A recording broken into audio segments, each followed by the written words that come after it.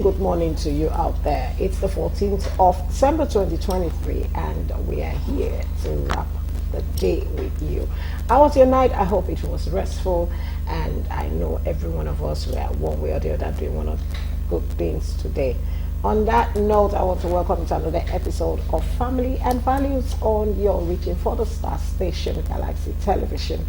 Okay, so I'm not here alone. I'm here with one and only Joy. Let her bring some joy into your face. Of course, I always bring joy to your screen. When you have a beautiful lady like this and beautiful Olori by my side, why won't we bring all the joy to you? Good morning to you, dears.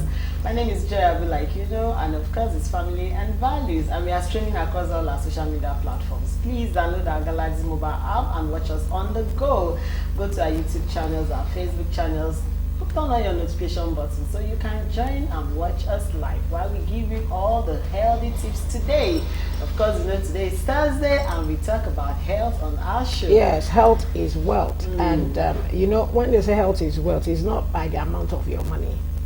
I'm so rich, I don't have time to do my checkup, I don't have time to check myself, my BP, my sugar level, you know, go for exercise, your lifestyle, and many other things like Everything and what you eat. This period, don't eat all the junks, all the jekuje. Just Everybody, watch everything it. you're eating. Yeah. Watch what goes into your mouth. Watch it. So on Family and Values, we take all those things and we take them very, very, very seriously, because we want you to be safe out there. We want your family to be good and everything work well. Don't forget, it's still Harmattan time.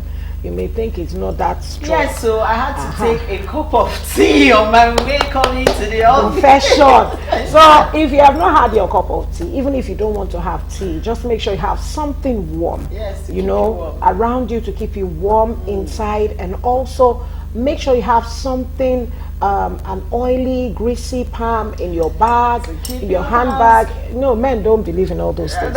So before you leave home, men, before you leave home, just make sure you use an oily pomade, or you can even use the shea butter. It goes a long way, even on your lips. It goes a long way. That make sure you have vitamin C is also very good, so that you not start having breakings on your lips, your nostrils, and every other thing. So keep safe and stay safe out there. Joy. What we are just telling you is just to take personal hygiene more serious this period. All you men that don't rub cream, please, this is the period to go and buy cream. If you cannot buy, go and buy olive oil, rub it, let your body shine, glitter, so that when you step out, you know that, yeah, that young man is stepping out. I have nurse Joke Loco Efemina. She is a trained mental health nurse. She's so particular about children and their well-being. I don't want to tell you how much this woman has gone all in the name of trying to get people to have their mental health well balanced. So over 20 years she's been in the practice. You're so much welcome, ma'am. Good morning. How good are morning, you? Nigeria. Good morning. Thanks you for having me here. It's so good to have you. Same here. And you're looking radiant. Thank you. When I saw her this morning, I was just imagining her in you know, the nurse outfit. I was just imagining her. So welcome, ma'am. Thank you very much. Now let's go straight to business. What is mental health? Every Nigerian out there, people watching us, our viewers, what is mental health? Okay, good morning, Nigeria. When we talk about mental health, we talk about a concept that has to do not just a state of well-being, but you have to, this concept involves an individual realizing his or her potential. Very important, self-awareness. And with this realization, this individual is able to function effectively, manage the day-to-day stress of life, juggle activities, and is able to contribute to his or her environment. That means the individual is able to realize those things that give strength or limits, able to cope with those things, and is relevant in his or her community. That describes mental health in just a few words. Okay, Joy. Okay, I love the description you gave about mental health, but when you're talking to a layman about mental health, we all believe they are the ones in the psychiatric hospitals, we are the ones on the streets, those are the ones we see as mental health. But now you just gave us an overview of what mental health should look like. But at what particular point should somebody seek medical attention? At what point would you say, okay, this is just beyond you having to be functional? Because somebody can still be functional and still have mental health issues. So at what point would that person seek medical attention? Okay, there are two continuums we're considering here. We're talking about the health, which is the primary thing, maintenance of health, being healthy. And there is when this individual crosses the line and becomes mentally ill. Okay. That is when a mental disorder is coming in. It's like a line or a balance that has been disrupted. Okay. So in acute phases, of course, people with mental illnesses still cope when it is properly managed. But at the acute phase, when the balance is toppled, when the individual is unable to cope, whether or not there is an existing mental health, mental illness, you know, that time the person seeks medical attention. That's the attention of the psychiatrist and all that. But that does not mean the individual is totally like handicapped all life. Okay. Yes, it is manageable. It is, you know, can do a few things. So what I'm trying to say here is we have mental health, mental illness. We try as much as possible to prevent illnesses, but when they occur, we take care of it. It's just like having normal day-to-day illness condition. Yes, you do have malaria and you are able to function. When you are unable to function, you could be admitted. That does not make you handicapped. There are always phases of crisis, but once you take care of the crisis as with other health conditions, yes, the individual can function. Okay, can societal stigmatization cause a mental health? Yes, the thing is not just the stigmatization. The stigmatization makes the person feel unaccepted, like I'm not welcome here. When I do things, people look at me like, oh, this abnormality has started. Yes, stigmatization is a problem. The mentally challenged face a lot of stigmatization, even we that relate with them. People, you have this popular saying that, oh, when you relate with them, you behave like them, you may even have mental illness. The truth is, nobody is immune. There are people that just come up with strange incidences and strange illnesses, including mental illness. Yes, stigmatization is a very big thing in the mental health setting, even outside. So stigmatization does not cause a mental illness, but it's kind of something that perpetuates it, make the person, you know, feeling unwanted. You know, the person can recoil more into self. So this person can, you know, do unhealthy things, mentally unhealthy things. So yes, stigmatization is key, but it does not cause mental illness, only perpetuates it. Okay, I would like to look at the angle where you just said society stigmatization doesn't cause it, can only perpetuate it. Now, when you live in a society where the economy is telling deep on us every day, do you think it has contributed to the rise in mental illness generally? I'm talking of what we are facing right now in terms of finances. Do you think that has put a strain on mental health generally? I would say our financial condition is very distressing. Okay. When we talk about mental illness or mental health, we cannot talk about this in isolation of our disposition, our mood, our happiness, our emotions. We find out that in Nigeria, Africa, even the world at large, financial issues are very key to our happiness.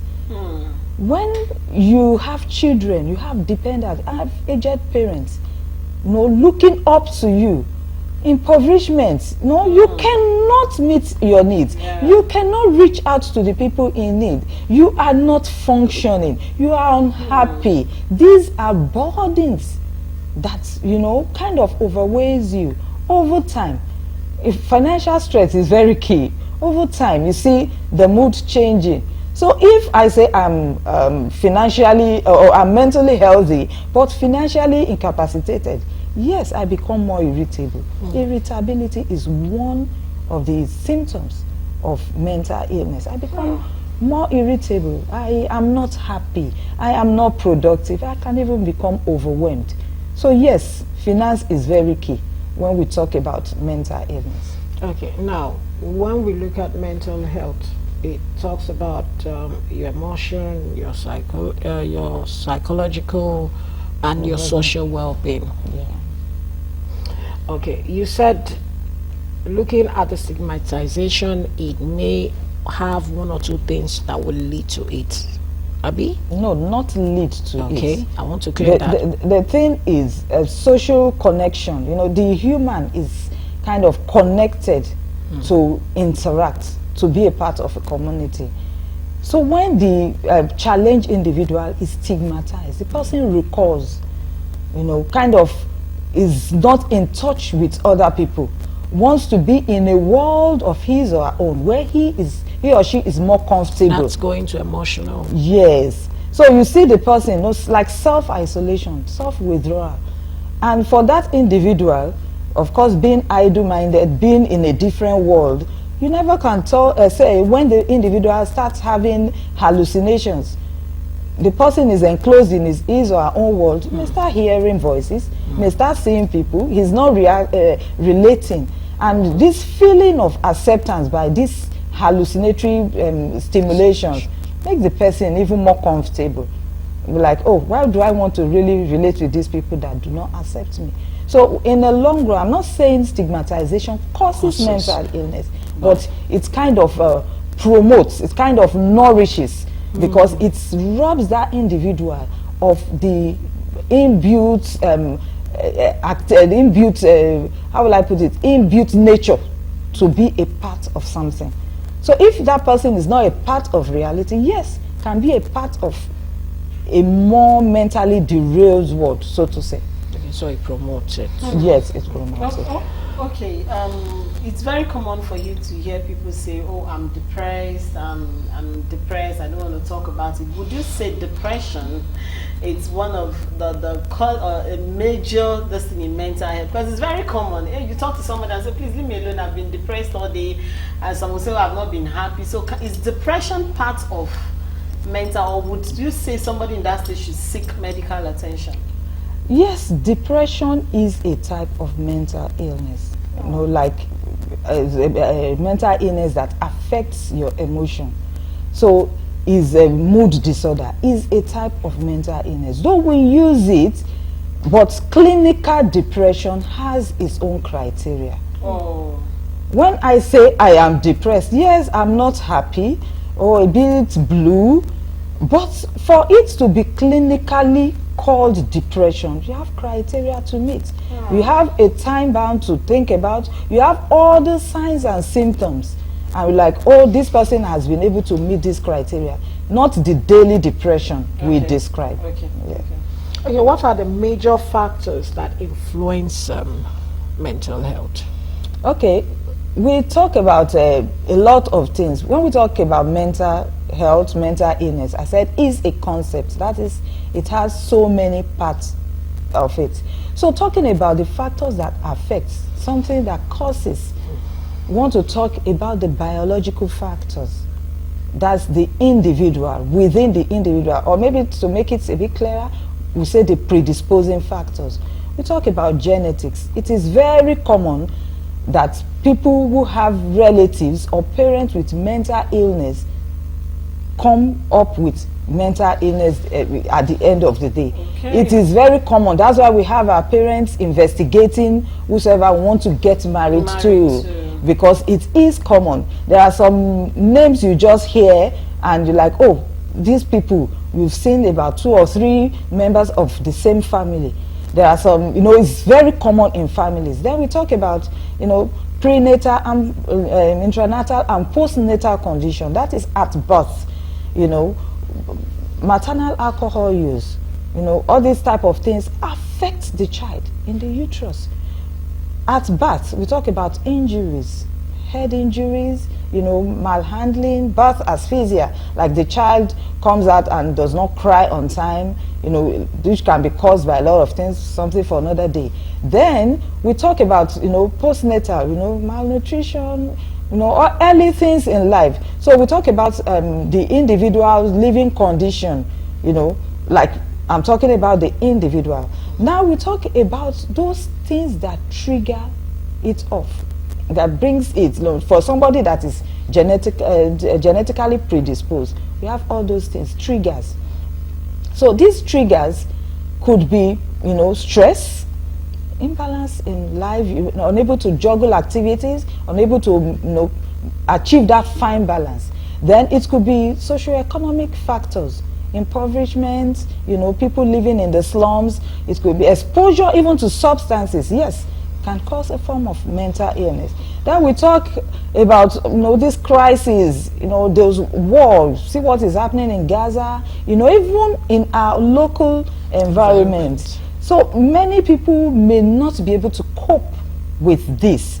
You know, somebody sees a condition, the person becomes panicky, you know, panic attacks. So the person, you know, somehow just triggers that thing, and the person becomes mentally challenged, having mental health issues. Then we talk about being overwhelmed by all those things that do not, you know, let the mentally challenged, you know, have a peaceful life. We talked about stigmatization. Then we talk about, you know, when after the person has been managed or something, the person still is not coping well. We talk about, of course, finances, like we've talked about. The person now has been managed and is unable to buy medication. You just find out that this person is not contributing to his community, is not even, you know, the person is overwhelmed. So, like we talked about, mental illness, mental health is a concept. So it's not just one thing that causes it. It's a, you know, like fine blend of so many things. Okay. Yeah. Do you have any question? No. My question is, can it be cured completely? And I'm going to take it from the angle of someone who loses a loved one, a very dear, close loved one. Because we've had issues where the loss of a loved one knocks somebody off, and the person becomes isolated, like what to say. Now, in such situations, can they be cured completely? When I mean completely, like there are no traces after medications, you know, and they are back to themselves, functional in the society the way they should be. Like I earlier explained, some people have tendencies to have mental health issues. Some do not have. They get, you know, triggered up by some life experiences. Whether or not the person had the tendency, we are now here. The person has a health condition, just like our regular health conditions. Hypertension, diabetes are not curable, but they are manageable. Mental illness, I would not say is curable, but they are manageable. Because for mental illness to occur, we're talking about your executive seat of power, the brain. It is very common knowledge, even before we get our medical exposure, that injury to the brain, spinal cord rarely heals. So when you're talking about mental illness, you're talking like about a circuit that is malfunctioning, sending signals. So once the brain starts sending signals, it is very important to manage it, to make sure these signals, you know, are controlled. So most times people may need, because once we cross that line, coming back may not be something. I'm not saying, okay, I'm not ruling that the person is that for life, but yes, you need to manage it. So curing is another issue. Mental illness is manageable. It is like hypertension, it is like diabetes, and the person would need medication for a long time. Then may I say, mental illness is not only managed with medication. Before you go to the line, when you get to the line when you need to use medication, you must have been assessed, because you want to be careful when you cross the line. Sometimes just talking, psychotherapy, it does a lot. It helps. Psychotherapy does Thank help you. a lot. While we wait for our Zoom guests to join us on the discussion. discussion will continue with our in-house guest. Sorry, before we went on that quick break, we were talking about, Olori was talking about people on suicidal list. Would you consider their mental health at risk at that point? May I state that once the sanctity of life is off the table, there is nothing that can be done for that person. So when we have individuals with suicidal risks, maybe have attempted before or having the suicidal thoughts, yes, they are on watch list, and we have to be on watch list for a long time. I would say for life, because we don't want to lose that person. We don't want any relaxation of our guards to cost us that person's life. So yes, when people are on suicidal risk, they are on suicidal watch, and that's where the family or significant others come into play. And of course, the person has to, utilize a lot of medical activities. Like as I say, the psychiatrist, the psychologist too could come in. We have to assist that person for a very long time. These are, in the acute phases, these are people that should be within the hospital environment. And of course, they are being watched. Aside them being suicidal, we don't want to expose them to injurious objects. These are candidates. In the mental health setting, you shouldn't have sharp objects. You will be surprised at what a homicidal or suicidal person could do with our biro. So your senses have to be sharp. When suicide is a thing of worry, your senses have to be sharp. You must be able to guard your environment. We are not like that. Okay. So the environment has to be controlled. That's what we're talking about. Okay, all in the name of the environment being guarded. I wanted to ask these questions that normally we watch on movies, apart from suicide, when they realize, when there's any notice of a patient that was brought in that has to do with maybe addiction of drugs or anything whatsoever, it goes all the way to want to start introducing a psychologist to such a patient even after treatment. Do we still have that around us? Sorry, we need to continue to talk like that because we don't know whether we are on or not. Okay. Maybe you have to throw your question again. Okay. You'll have to ask you again.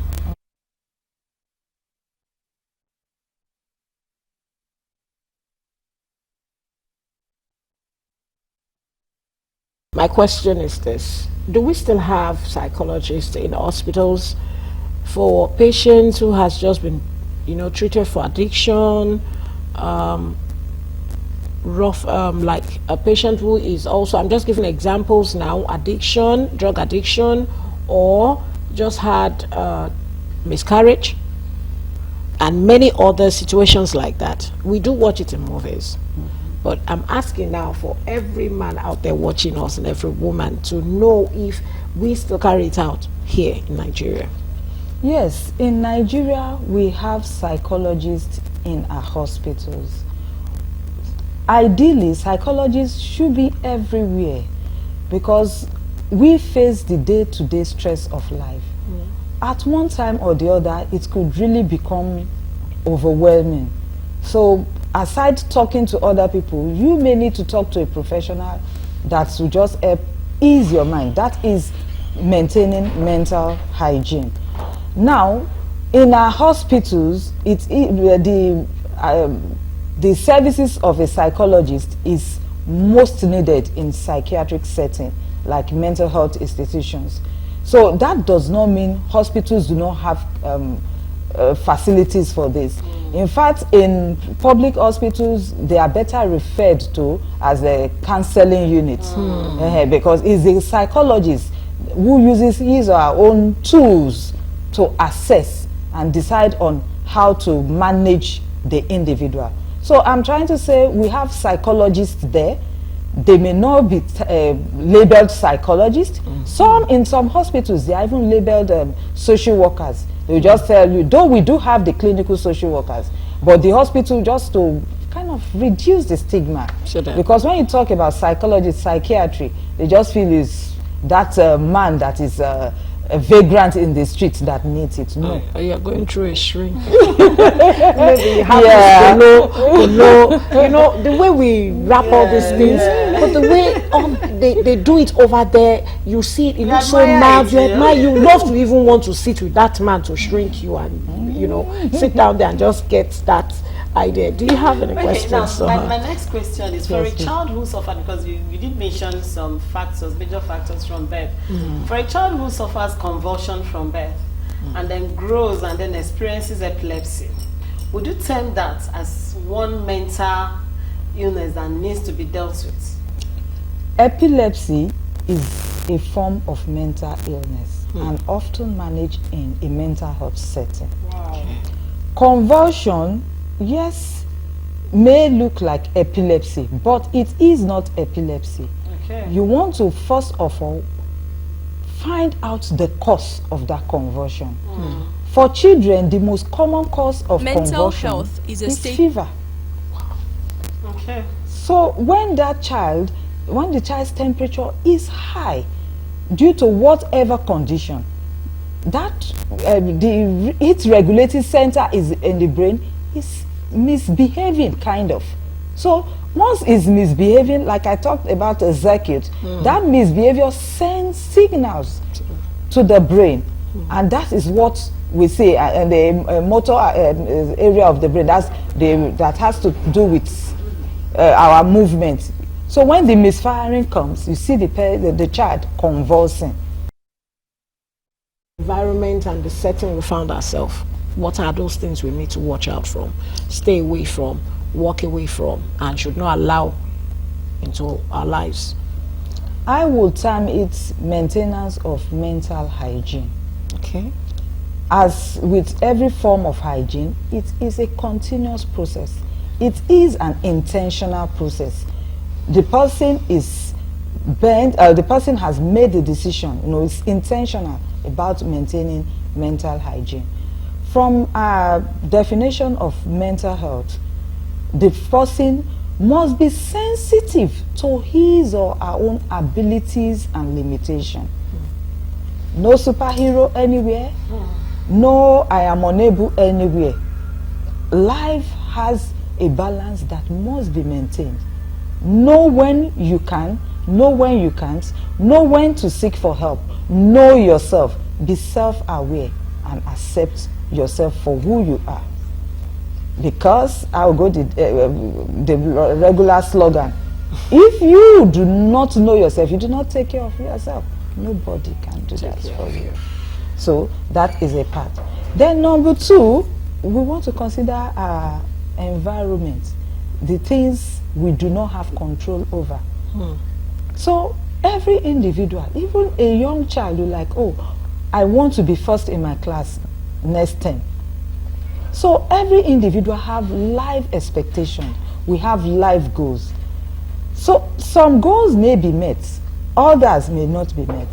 So this calls for periodic review of our goals, periodic reviews of our activities. Have I been able to do this? What can I do better? What can I do to change?